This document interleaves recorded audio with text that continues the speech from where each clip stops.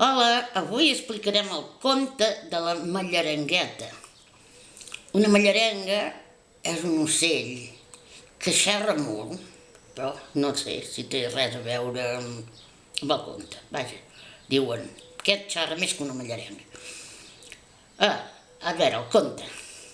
Vet aquí que una vegada hi havia un rei que tenia una filla i era viudo, és a dir, la princesa no tenia mare. La nena era molt bona nena i el seu pare l'estimava moltíssim. Però resulta que allà davant mateix, a l'altra banda de carrer, hi havia una dona viuda que també tenia una filla. I aquella dona viuda tot el rato estava empipant a la nena i li anava dient: oh, jo m'hauria de casar amb el teu pare perquè estaríeu molt bé si jo vingués a viure a casa vostra, mira, tu tindries una germana, jo faria el dinar, tindríeu de tot, la casa arreglada, vosaltres contents, tots estaríeu molt bé. I vet aquí que tant insistir, el pare no en tenia gens de ganes, però tant insistir, al final s'hi va casar.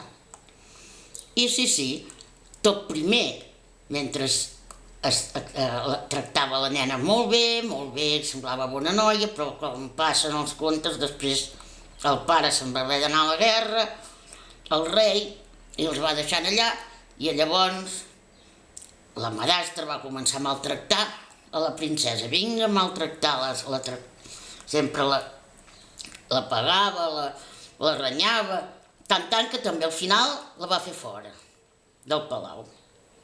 I així és que la princesa se'n va anar caminant per un camí, camina que caminaràs, li va fer fosc, com era de nit, va arribar a un bosc, allà mig del bosc, amagat, hi havia un palau, tot un palau, amb les portes obertes de bat a bat.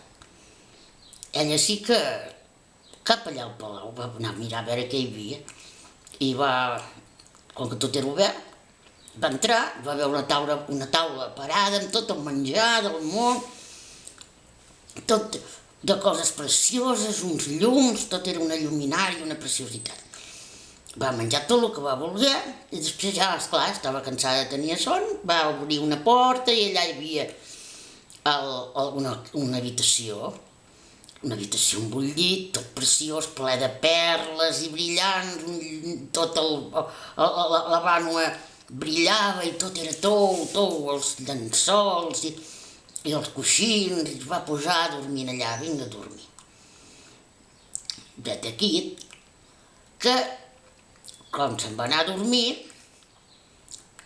ella, doncs, va entrar una mallarenga per la finestra, que estava oberta, i cap a dins, però ella dormia, no se'n va enterar de res. Així van passar els dies, cada dia tenia menjar, menjava i al vespre es dormia.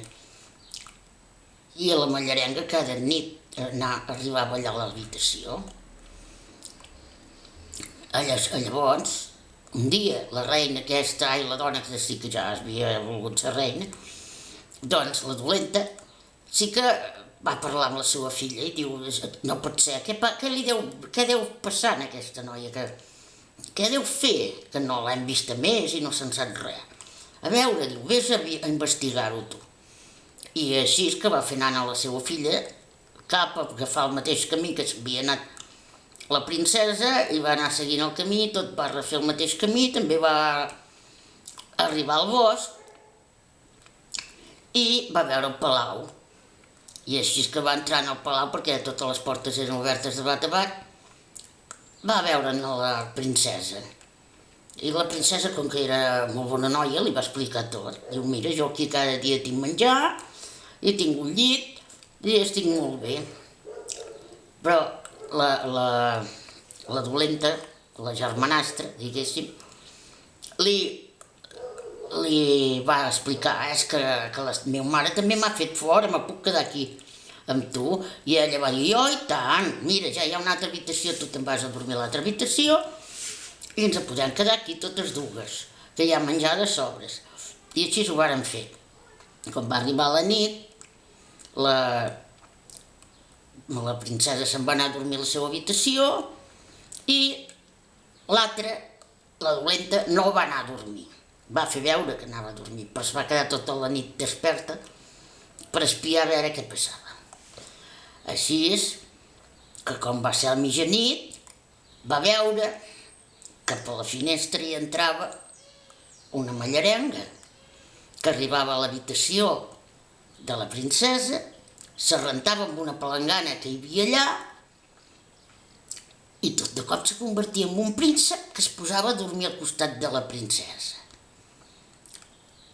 I al dematí aquest príncep se tornava a rentar, es tornava altra vegada una mallarenga i se n'anava volant altra vegada per la finestra.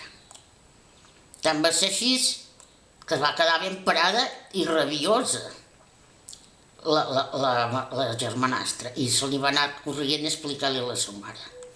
Quan va arribar al palau amb la seva mare, li va explicar tot i la seva mare, ui, doncs tu hi tornes i quan vegis que la mallarenga és a dintre, tu tanques la finestra emparedada amb un martell i claus que no es pugui obrir. La claves ben clavada i després trenques el vidre molt mal trencat que faci punxes, perquè així la mallarenga quan surti se quedarà esgarrinxada i se morirà.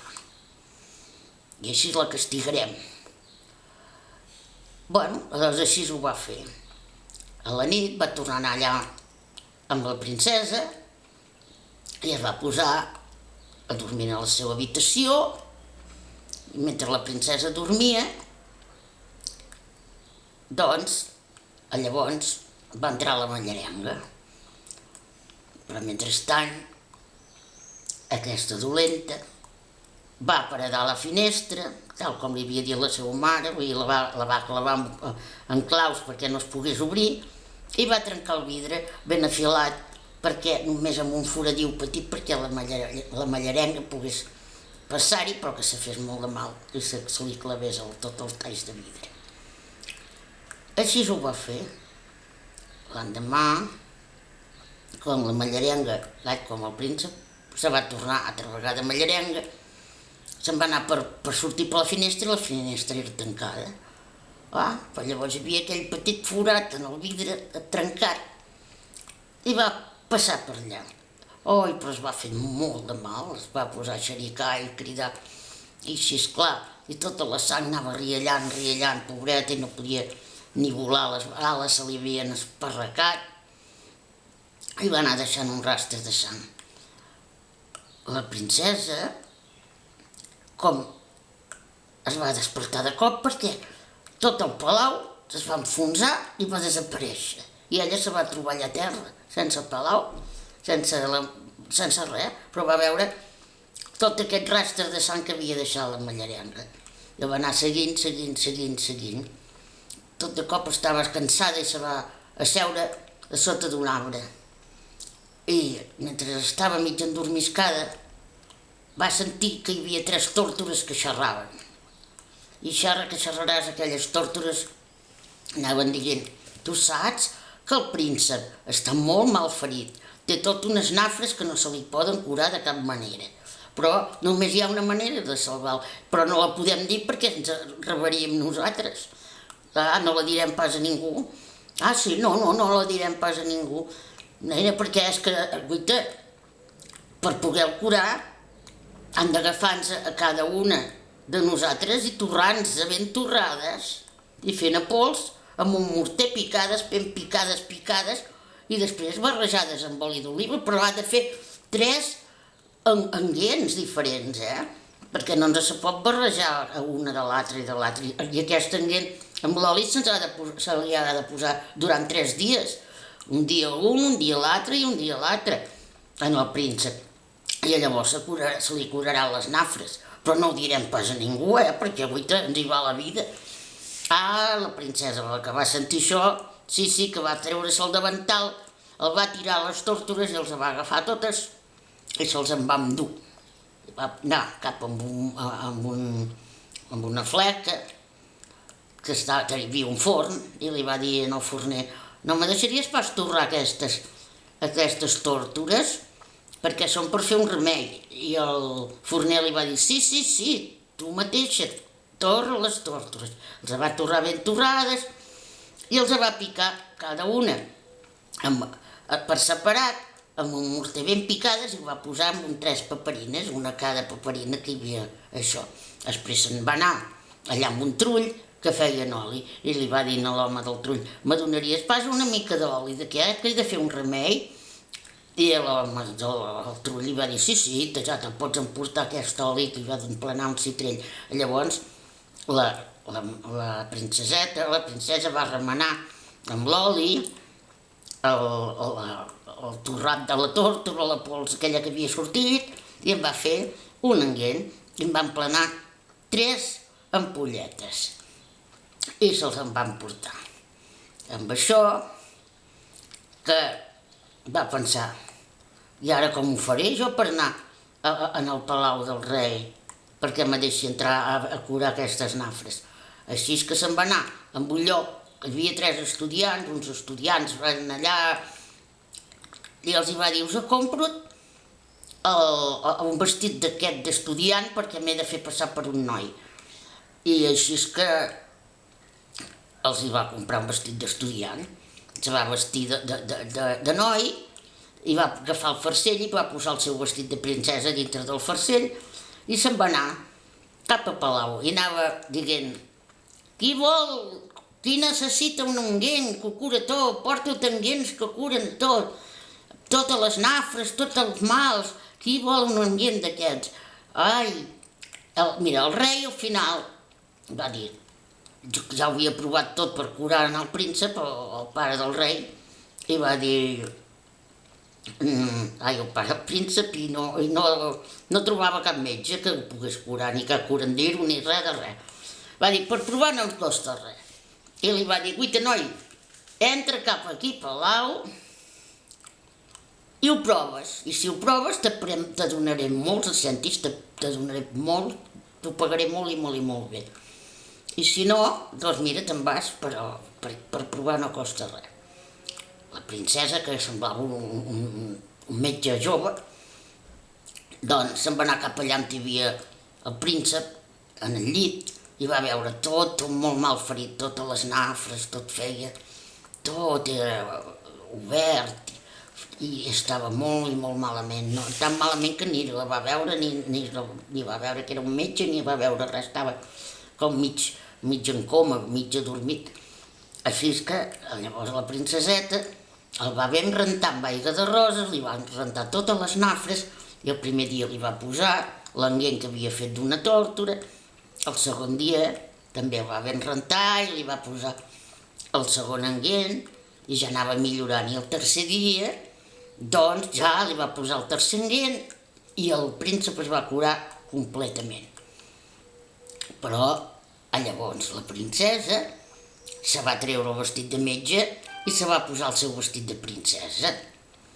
Ai, el príncep com se va despertar i la va veure, la volia fer agafar perquè, tot i que n'havia estat enamorat, va pensar que era dolenta i que havia estat ella la que havia trencat el vidre i que li havia fet el mal. I ella li va dir, no, t'equivoques, i li va explicar tot, fil per randa, tot el que havia passat, que la dolenta era aquella altra noia, i que ella el que havia fet era seguir el consell que li havien dit les tórtores i havia fet aquest enguent per curar-lo, i que tot el que havia fet i passat. El príncep va estar tan i tan content que es va decidir de casar-se amb ella. I així, doncs vet aquí que ja era el príncep desencantat, ja no es va tornar a encantar mai més ni convertir en mallarenc, va casar amb la princesa i llavors varen anar al palau de l'altre rei i varen fer agafar a la madrastra i a la princesa, a la filla de la madrastra, dolenta, i el van tancar a la presó del palau i ja així ja va estar. I no sabem si llavors va arribar el pare de la princesa de la guerra o encara està fent guerres. I ja està, conte acabat, conte contat, conte acabat. I vet aquí un gat i vet aquí un gos i aquest conte ja s'ha fos. Molt bé, un petó.